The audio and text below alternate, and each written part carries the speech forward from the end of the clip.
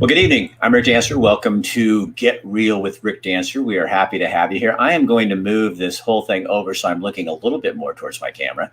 Welcome. We have a very generous Scout fan. I won't use John Anderson's name because he doesn't really want me to, but oh, there it is. I did. Owner of the Coburg Road Truck Stop and also Togo's sandwich shop out on West 11th. John's been a client with us for a long time, and he said, Rick, I want to start doing something about something that really means something to me, and that's the Boy Scouts of America. And so there's been a lot in the news about the Boy Scouts of America and the bankruptcy and things going on right now. But there hasn't been a lot of explanation because when you do a 15-second soundbite, you can't really talk about what's going on and what the history is. So as I sat down with the local chapter, started getting some really good information, I'm going, you guys, we need to tell this story because people need to understand what it is you're doing because it makes all the difference in the world. And I just want to say, hi, Diana, how are you? So let's bring on our cast of Scout folks. We have a party.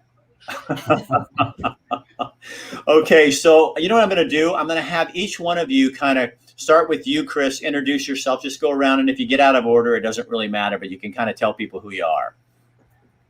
Chris Valentine. I'm the board chair for the Oregon Trail Council. Go ahead, Denny.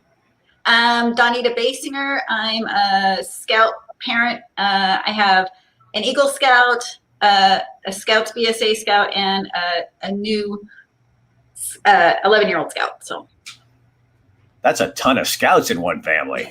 Yeah. They kind of go like that, though, don't they? You should see how many uniforms we have. Yeah. I bet. Scott, tell them who you are. I'm Scott Epicova, and I'm the Scout Executive for Oregon Trail Council, which I'll just real quickly say is Lincoln, Benton, Lane, Douglas, Coos, and Curry counties. That's the counties we cover. All right, Tony and Alex. My name is Tony Westover, and this is my wife, Alexandra. We are a Scout family as well. So we have our son is in Scouts BSA as a brand new Scout. And we also have another son that's in Cub Scouts currently. Okay.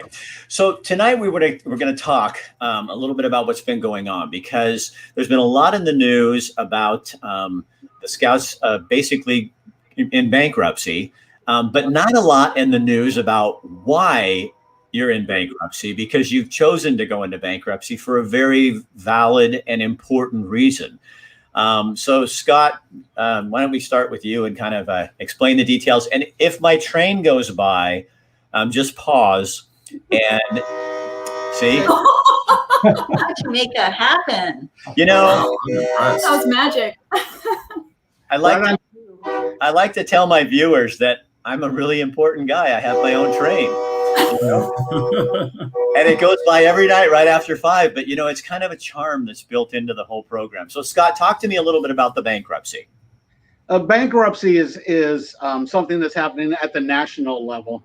And the Boy Scouts of America believes that as an organization, we have a social and moral responsibility to equitably compensate all of our victims who were harmed during their time in Scouting. But at the same time, we want to make sure that happens. We also want to make sure that we're able to continue the Scouting program. So in order to do that, we're declaring bankruptcy, and we're hoping to put a settlement together that will compensate all of the victims that have been abused through Scouting over time, and then enable us to continue on as an organization moving forward. Now, I think the thing that doesn't get talked about, though, is these are not cases that happened over the last 10 or 20 years. 90% of these cases happened over 40 years ago. And so what you're really doing is going back before you had stricter and more stronger precautions. You're going back to make sure you make reparations for all these people that this may have happened, or these people that it may have happened to. So it's a really valiant thing. I mean, it's a wonderful thing that you're doing for people, but it's costing you a lot. Yeah. And as you said, Rick, it's, most of these cases, 90% over 40 years ago. And really in the 1980s is when the Boy Scouts of America started to put their strongest youth protection guidelines into place, and just have continued to move forward since the 80s to make sure that we've got background checks, that everybody goes through youth protection training. Not only our adult leaders, but our youth as well go through youth protection training. That's part of their advancement process, is to go through training so that they are made aware of it and what to do if something happens to them. And I think probably the most important thing that we've established is 2 deep leadership, always making sure that we've got 2 adult leaders with any activity that we're doing with our scouts. So Danita, you were talking to me earlier about this, and you guys are stricter than like most other organizations. Talk about that. The regulations are really tight. So, compared to any of the other youth programs or sports or school programs or anything like that, the programs that we have in place are really, really tight. And sometimes as a leader, it's inconvenient because you can't do an activity unless you have 2 registered leaders at all times. And if you're going on a camping trip and you have older kids and younger kids, and you want to have the older kids go on a hike over here and the younger kids stay back and do other things, you need 4 leaders. Right. Because you need 2 leaders to go with that group and 2 leaders to stay with this group, which is not the way things happen at schools or sports or any of those sort of functions. If we're having a Cub Scout meeting and the meeting's over and the parents are coming and picking up the kids, and there's 1 kid still waiting for his dad who's running late, we can't leave just 1 leader with that kid. We've got to have 2 leaders with that kid until they get picked up. So it's really strict, which is important and necessary and has been in place for over 20 years, this really tight security program, which I wish everybody had. So, Chris, I'm going to ask you a question in a second, but I have a comment and I'm going to put it up. And so, Devin, I'm assuming that you put this on a comment so that you're okay with this, but you said that this happened to you, and you said it happened before the background check started. So you're probably one of the very people that the organization is trying to find. And first, Devin, I want to say that, I'm really sorry this happened to you. I also want to say, I got a little bit of a goosebump here because you are a very brave person to be able to say that. And thank you for not blaming. And you're going, this was prior to what they're doing now today. And that's really bold and brave of you. I hope that you get in touch with Scott and them and talk to them, because you could be a very valuable resource for their organization. That's what I love about this venue is that, you can find people interesting stories like this, and it just complements everything going on. Now, let me ask you, Chris, this has got to be when an organization chooses to go bankrupt to take care of people this way, it has to have a huge effect, because not all the story gets out, and you guys depend on donations, you depend on the community, and talk to me about that.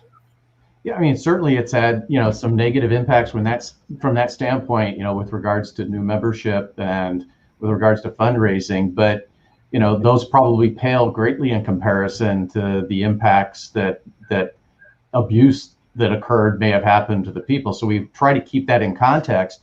But as an organization that really, its core values at its core is being good, decent people of good character, this really, hits you to the quick, hits you to the core. Even though, none of us were ever involved in it, we still feel that pain of our organization being involved in stuff like that. I got my Eagle Scout in 1977. So my scouting experiences in that period of time when a lot of these abuse cases were occurring or have come up.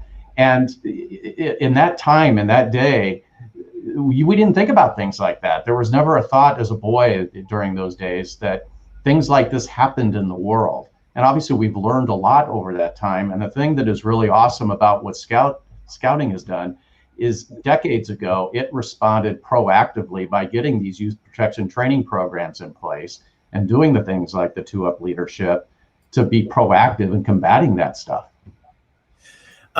This is really interesting to me because Devin, I don't know if you guys read that. Devin said it's not their fault. It was the leader.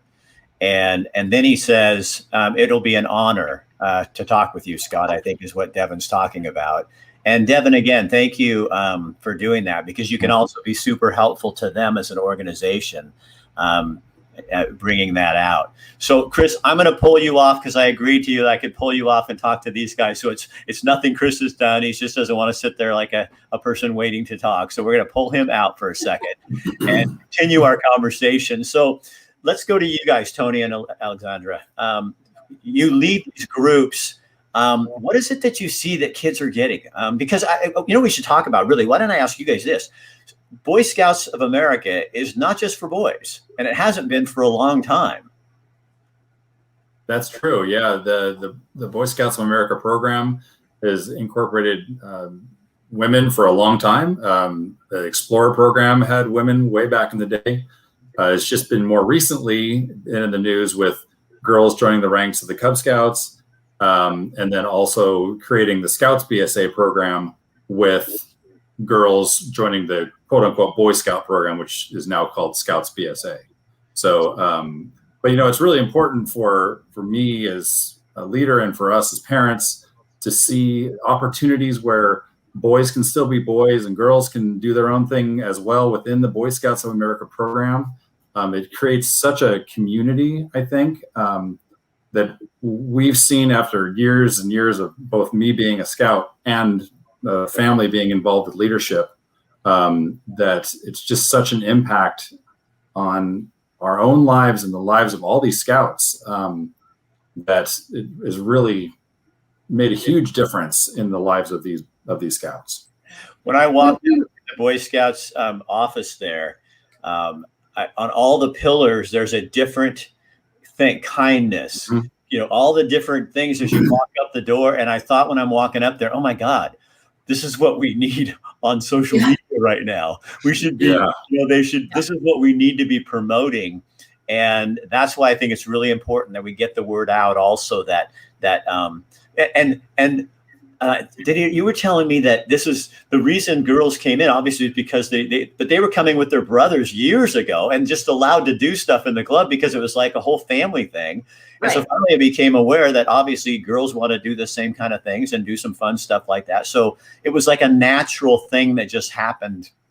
Well, it's in other countries that there's girls as part of the program, for decades. It just hadn't been the case here, except for in the Explorers and the venturing crews. But the kids have a great time. It's at the younger ages in the Cub Scouts, it's more of a family program. So when you have activities, the whole family comes. Right. And so if we're going on hikes or bike riding or whatever, we always had everybody there, and now it's just official and they can earn it. And then the girls can go on. We're just going to have in February our first class of Eagle Scout females across the country. So they didn't want it to be a big race. And so all of them are going to get it on the same day. So everybody that has earned it across the country, there'll be one big ceremony celebration for the first female class of Eagle Scouts. So that's really remarkable. And I was like a Cub Scout, but I never got any further than that.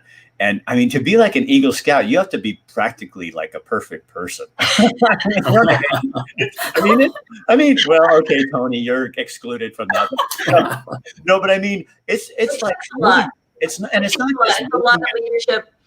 I think you tell somebody, Rick, that you're an Eagle Scout, and automatically anybody in the community just has higher expectations for you. Right. They know what it means. So Devin is back on here, and I'm going to keep reading these comments because I think this is really good. He says, just want to say thank you to you all for caring and being there for our youth.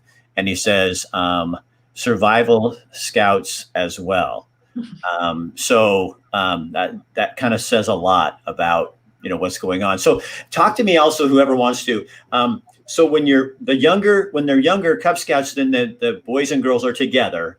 But at a certain age, you split them up. So there's the girls are the Scout girls and the Scout boys. Right. When they're in Cub Scouts, which is kindergarten now through the middle of 5th grade, they can either be a Cub Scout pack can be all boys, can be all girls, or it can be boys and girls.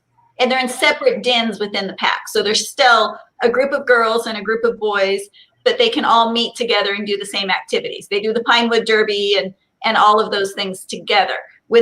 After they get to cross over into Scouts BSA, which is what we used to call Boy Scouts, but we call it Scouts BSA because it can be boys or girls, separate units. So all girls or all boys. So, go ahead, Scott. I was just going to say, but the separate units can meet together, do portions of their meeting together. They can also do outings together with the proper leadership for both groups. Okay. So what are the biggest, do you think, misconceptions about the Boy Scouts that we could clear up here for people? Question all the time saying that the Scouts are co-ed. Just Scouts are co-ed. And is my 12-year-old going to go on a camp out with boys and a girl? Right. And so, like Scott said, there's really specific youth protection programs in there for leadership of both the girls and the boys if they're going on co-ed things. But the commitment to the individual gender program is still there. It's still really important that boys are together as a group of boys doing activities. And it's still really important that the girls have an opportunity to do the same program, but as girls. And so I think there's a misconception that Scouts is co-ed, just straight co-ed, and that's not quite the case. Okay. What else, Scott? Overall, I think the biggest misconception I'd like to point out is that it's not for the faint of heart. I mean, what I mean by that is you got to be tough. You look at most or a lot of our boys or our Scouts BSA troops. Sorry, I almost messed up there. Our Scouts BSA troops, and at some point in their Scout lifetime, I would venture to say most of our Scouts have gone out and done a 50-mile backpacking trip. The hiking merit badge has requirements, and it's tough. And I think a lot of people don't necessarily think it's tough. Right. The other thing I would point out is, you're sleeping outdoors, and there's things out there that could get to you. And, some people, even my age, would probably have a challenge being out there in the middle of nowhere and open up to the elements. So there's a lot of knowledge and a lot of toughness that goes with scouting, I think. Yeah, but Scott, didn't you know Moses? Hey, I have another question for you. It's a little sensitive. So, and we didn't really go over this, but we had a meeting. We talked about this. There's also a misperception about transgendered and gay Scouts and that kind of thing, because the idea has changed. Speak to that. I love about the changes that we've made in scouting over the last 7 or 8 years is that now anybody, any youth participant that wants to be involved in scouting has the opportunity to be involved in scouting. I love that. And you guys you have some folks, one of your leaders in the transgender community, you have people like in all facets of life coming through your program. Correct. Yep. So it's not what people used to think. When I was in the news business, there was a lot of controversy about that. And I just think people need to understand to give it a chance that way, because you're really teaching some of the values that people really want their kids to have, their boys and their girls and anybody else, whatever that kind of pronoun they bring up that they call themselves, Right. Yeah, we don't exclude anybody. And one of the things I think that's really important too is that we have, we're fortunate in Oregon Trail Council that we have a lot of really good community support, and we don't turn away kids because of financial need. If somebody shows up and they need a uniform and they can't afford a uniform, we will get them a uniform. If they can't afford to go to camp, we have scholarships available for camp. We've had kids in units where we provide everything for them. You know, if somebody comes to us and says they've got a foster kid or some grandparents are taking care of their grandkids and they can't, you know, provide these things for them, that we don't turn kids away. So Devin says it made him a stronger parent as well as a prepper. And I don't know what Devin. Be prepared. The motto is be prepared. Oh, I was just getting ready to take me off, and I was going to pull up the Urban Dictionary because as a 61-year-old dude, I spend a lot of time. I've had too many times people have said, "You're this." And I said, "Oh, yeah, you know," and I go look up, "Oh, no." so a prepper is what? Is more prepared? I think it's to be prepared. You're supposed to be prepared. That's the motto. Being prepared for anything. Yeah. So what do you love about it, Alexandra? Yeah, so one thing I wanted to mention, I've had a couple thoughts as this has been progressing, but Devin's comment about it making him a stronger parent. A lot of times when you invite someone to join Scouts or look at Scouts, sometimes families don't know what it is if they weren't involved in it. And one of my favorite stories is when one of our dear friends we asked to join, and they didn't really know what it was. And the mom, they went home, they got the booklet, they're looking through everything, and she turned to her husband and said, "Greg, this is just a manual for how to be a really good dad. This is a manual for how to do something fun with your son. Like, this is amazing." Parents don't get a manual when you go home with your baby, and that certainly doesn't happen when you have a middle schooler. But this is an opportunity for parents to really do something meaningful with their children, especially in an environment where this kind of stuff doesn't happen very much anymore. Like, parents don't just drop what they're doing to build a derby car with their kid. 9 times out of 10, you have an 8 and 9-year-old who is addicted to a video game or their cell phone, and that is a huge crisis in our culture right now. And I will say that, we're a super busy young family. We're very involved in a lot of different things. And quite often what I tell new families when they're thinking about joining is, they say, well, my kids do sports and they do all these other things, and our kids do too. But honestly, at the end of a calendar year, when I look back at the things that we did as a family that were actually enjoyable, it was a Scout event because it was scheduled time. It might have been an obligation at the time. Oh, we got to do this thing. We have to do this camp out. We have to do this hike. But it was a family event that was built into our schedule.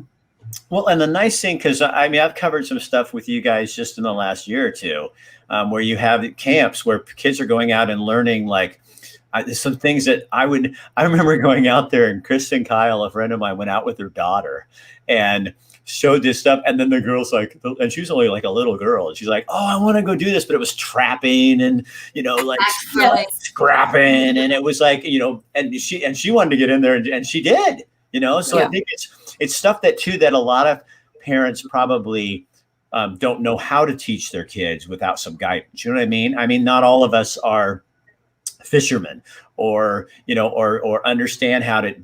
Jason here, a friend of mine from Bend, I still have my derby cars.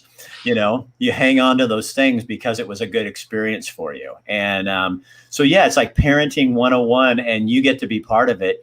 And you're probably just as much as, so actually scouting is for parents. It is for parents and kids. And like what Scott said too, is like, it's not for the faint of heart. And I would say that, a lot of times we like to echo the points of the Scout oath and law with the kids. So, like, we're going to church, a Scout is reverent. And I would venture to say that the number one thing I repeat is a Scout is brave, because it's trying a lot of new things. And sometimes that's really scary. And we're asking kids to just jump into something that they don't know anything about. And they're brave enough to try it. And it's teaching them to be open-minded to new things. And that, like, yeah, you might not be good at this right away, but you're going to keep, you're going to learn more about it. If it seems interesting to you, go back, try it again. Well, plus, and I know we're just going on, but I love this. But plus, I don't think you're always looking for. There's things that you like. If I'm a parent and I had two sons, so I had actually a friend who was a scout leader, and my kid wanted to go ice camping. I don't really want to go ice camping, so and I don't know how to ice camp. We probably die, Yep. So he was the scout leader, and he wasn't a scout, and he remembers that camp, that thing. And now the kid is a hunting guide and a fishing guide, and he goes out in the middle of the most remote place in the lower 48 with most grizzly bear deaths ever. And he's out there guiding people. And it's like, and he was not a scout officially, but he hung out with these people that taught him how to do stuff like that. Devin says the way you approach our youth is a big thing that has been changed for the better. And then Garrett Kirsch, the owner of Northwest Burgers across the street from me, wants to know, how do I sign up my 9-year-old kid? Oh. Check the office. Yep. So maybe we should give people that information too. If you have a parent, this is how this works. Just watch this. So if there's a parent out there from the Scouts, would you guys write the information down? What's the phone? The Scout office is right over by Autzen Stadium. What are your hours for people to come in to find out more? The office is open from 9 to 6, and staff from 9 to 6. And actually, they could go on, give me a call, and I'll get them in touch with the right person. What's your phone number? Our office number is 541. I never call it myself. Oh, so I'm thinking you're stalling. It's just because you don't really remember. I think it's 484-4433, but do it again. 541 484-4433. No, 485. 485, sorry. Rob. 485-4433. Too late. Rob McClown already got it on there for us. Oh, thanks, Rob. That's how my audience is. They're like my secretaries. They get everything Rob done. got it. Awesome. Oh, Rob, you're awesome. Thank you. So that's the number to call Garrett and anybody else who's interested in finding out more about Scouts. And the thing we're going to do, I'll let you guys have one parting shot here too. But the other thing we're going to do is for the next 6 months to a year, we're going to be showing you a bunch of different things each month. John's going to sponsor a show for us, and we're going to be showing you guys different things that the Scouts do to kind of give you a really good idea. And we might want to change the name to just parenting, being the coolest parent on the planet. You want to outcool your friends. My kids were 4-H, and it was such a great thing for them because they learned things. Neither one of them have farm animals, but that's not the point. They learn things about life and taking care of things, and that's really what you're teaching things. Hold on. Devin is really into this. Do you guys still do Dakota fire pits? I'm going to say no. They do big fires. Our Scouts go camping once a month. The older kids go camping once a month in rain, shine, snow, and they build some of the biggest fires that you have ever seen. Okay, so let me ask you one last question. For COVID, what are you doing in terms of COVID stuff and for Scouts, and how does that work? It's kind of a challenge. They've been doing a lot of things virtually, but our guidelines from the council office is basically if they can meet and meet in person and still adhere to the state guidelines, then by all means do it. Okay. But that's kind of a discussion they need to have with their parents and maybe even their chartered organization that they're chartered to, and see what their thoughts are. We've got summer camp scheduled. We've got day camp scheduled for this summer. We're hoping as soon as we can, we're getting back 100% as soon as it's safe. And one of the safest places to be is outside. Outdoors right now. So Devin Martin, he says you guys want to learn how to do a Dakota pit. I'm going to answer for him, yes. So Devin, I really want to encourage you because I think you're a wealth of knowledge and you're a wonderful person. And I think that you need to connect with Scott and let's see what kind of happens with that, because I think that you could be really helpful to people. And you obviously have a heart for this. So I would really like to see you, Devin, use that phone number and get a hold of Scott. And maybe we'll even have a show sometime with you in there. There's something there, and I think we don't want to let that go. Susan says, you wouldn't believe the fun things our Scouts do on the islands. We love scouting. The kids learn so much. Like Hawaii? Hawaii is what she said earlier.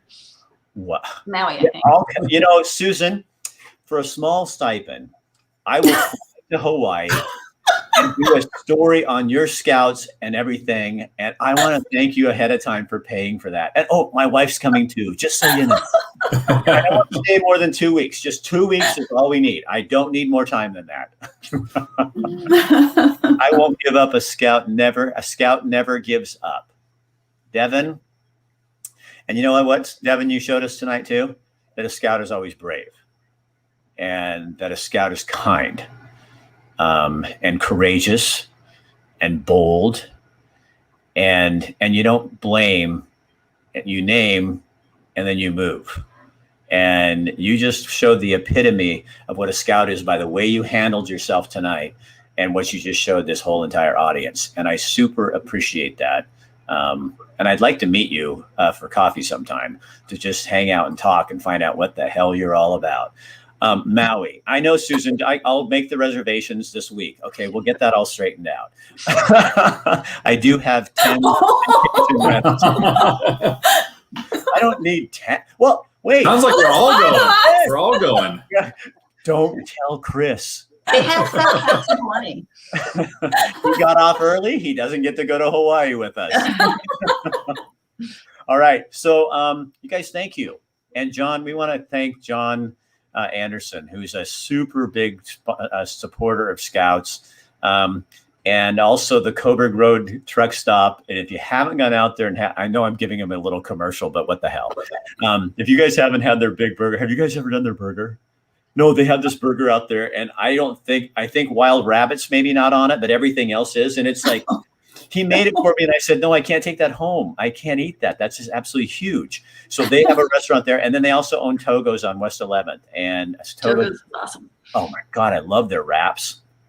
I'll make everything into a wrap. So that's John's little commercial. So you guys figure out what we're doing next month, and we'll see you then. And thank you. Wasn't that fun? Did you guys have fun with that? It was. Well, yeah. Thank you. Yeah. All right. We appreciate you, Rick. Hey, I thank you. I love doing this. I like doing my job. This is what I get to do and have some fun with it. So thank you, Tony and Alexander, for leading kids and taking your part in the community. And thank you guys too for doing what you do. We had our scout meetings at my grade school. Are the schools still involved? Not during COVID, but we will be back as soon as it's safe. So the schools will be back when they're there. We'll be back in the schools when it's safe. We just can't right now. Okay. So we meet outside. I'm going to pull you guys out, and I'm going to say one little parting thing, and then we'll be done. Thank you. Have a good night, you guys. So you guys, so one of the things we try to do here is, now that you've heard the facts and the information, share this on your page, because there's other people that might be missing out and looking for something that they could do. And they've just heard the headlines on the news and they don't really know the real story about what's behind that. And so with that information, you can get them involved. So if you just share this on the page, on your page, and then if you know someone who has kids that might be interested, just share, and you have permission, of course, share it on their page so they can see it. And we'll have this pushed out on our podcast now and also on Instagram as well. So there, we had a day of inauguration, we had a day of firsts, and we had a day of straightening out some information for you. For me, that's a really good day. Nothing better for a news guy than getting out the truth, because the truth will set you free. And I think a lot of families could really benefit from this. All right. Have a great night. Tomorrow night at 5 o'clock, one of our sponsors is Chris Dental, Family Dentistry. And Michael, the dentist, is just a crazy dude. I love this man, but he wants to sponsor every month a business, just to give them small businesses are having a hard time. So we're going to get to go to the pet store. We're going to the All-American Pet Store, and they're going to get I told them to get the weirdest dog they could find when they're going to groom it. So I hope that they'll probably find something that has hair like mine so they can make fun of me. Like, can you see like a French poodle with that big hairdo? But my tail, I do not have a puff on my tail. I don't do puffs on my tail, despite what some people say. Have a good night, and we'll see you tomorrow at 5 for the All-American Pet Show, sponsored by Chris Dental. Again, thank you, John.